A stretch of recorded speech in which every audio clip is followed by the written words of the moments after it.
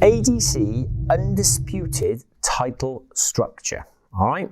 You're passionate about this, Steve. I know you are. Yep. There's been a lot of, some positive. We've had a real maelstrom. It was born in COVID. Yep. People are scrapping for belts. The principle is that you can compete, globally, European, country, and regional. But you want people to have a bit of that, don't you?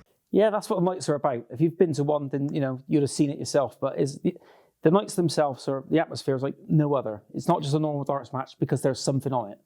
All right, and that something on it is won or lost that night. Absolutely, yeah. And what you find is people are bringing out all their friends, their family to come and support them. It is a big occasion for them. So let's just recap. We've got a global belt. We've got European. Nationals. So at the moment, we've got England, Scotland and Wales titles. And then we've got regionals, which are... 16 of those in the UK. In the UK, okay. So there's I know you've got some belt vacancies or title vacancies now from tour cards and whatever, but you've got some exciting games coming, haven't you? Yeah, we have. We certainly have. So, at the moment, the belt structure, all the belts sort of live in the UK, which we don't see that happening. Obviously, as we explained earlier on, we're expanding across the world and, our systems and the belt structures will be in places there as well. So, for instance, the global belt is held currently by Jared Cole. We've had interest from Germany and Holland for his belt. So, again, it's something that's going to grow and grow. But again, from a regional level, you can get involved all the way to the top. So this is really about helping venues put something on. So darts venues who could put something different on as a night to bring people to the venue and really engage in a passionate darts night, really. But they're glorified challenge matches, if you like. You're saying I'm saying I'm better than you are, and I'm willing to put my money where my mouth is.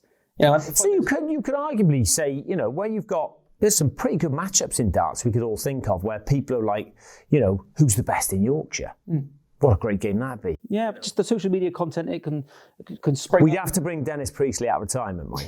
Yeah. Why not? But it's just said that the conversation doesn't stop, and people always have an opinion of who's best in their area, who's best in Wales. Who's best in Bristol then? Steve Brown. No, yeah. So if anyone's out there fancies Brownie for the regional, he's not playing much anymore. He's an admin boy. I might be the best player in my own house at the minute. So. But yeah, so again, it's just... But that's what it is about, isn't it? Yeah, I'm better than you. No, you're not. Yes, you are. Put your money on it. Everyone's got a friend that they think's really good, So just to stop all the arguments, just let's put your money down. Let's see how good you really are. And it is that one-off winner takes all, isn't that? It is, honestly. It's the amount of pride that the players get when they win that belt. I know, people laugh at the belt and they might knock it. It's a symbol, is what it is. The title is what you're after. It's a bit of status in the game as well, isn't it? It is something, in truth, is a bit old hat. So let's say when I come to Bristol to take your crown next week, how long can I keep the title for? As long as you keep defending it. Or so if someone like says next week, have I got to accept it or can I defer it or what's... That has to come through us first. And then we would sanction the event. We look at who the player is and what the offer is on the table, where the venue is, and who's going to be responsible for running the event. So again, local here, there could be a Valleys pub with a great player who want the regional title for South Wales, if you like, and they put a night on, challenger up, off you go. Yeah, there's many reasons people want to put a bid in. It might be a venue that they're thinking of the return. They think, our local player could probably sell 60 tickets. We'll ram this place out, we'll have a good night. So they might want to put a bid in on behalf of their best player. Managers might want to put a bid in for their player just to raise their profile, increase their chances of getting sponsorship. And again, performing under pressure again, isn't it? And it's that thing that, you're actually saying, I'm better than you. Well, if you had a good youngster coming through at age of 19, 20, and you want to put him under a bit of pressure, just before he goes to Q score, is he good enough? Could he cut it under pressure?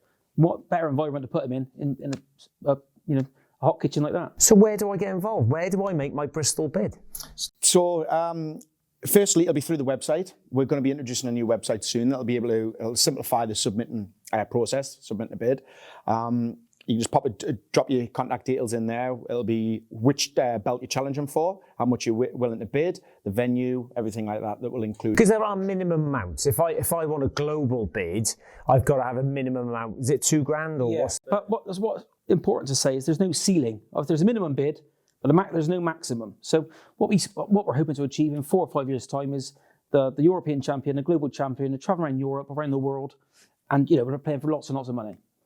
Which in itself creates A market. well, yeah, it does if you think about it, especially if, someone, I know there's limitations of players with rights on TV and stuff, but if we ignore that fact and there's some really big names who want to, and backed by challengers, you could get some really serious titles. Of course, and it's not just about the titles, the title matches. Underneath that, it's like a boxing card or a UFC card.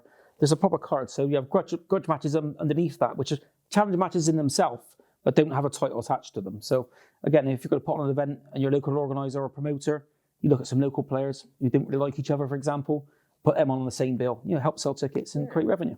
I like it. South Wales boy over in Bristol taking your title, Brownie.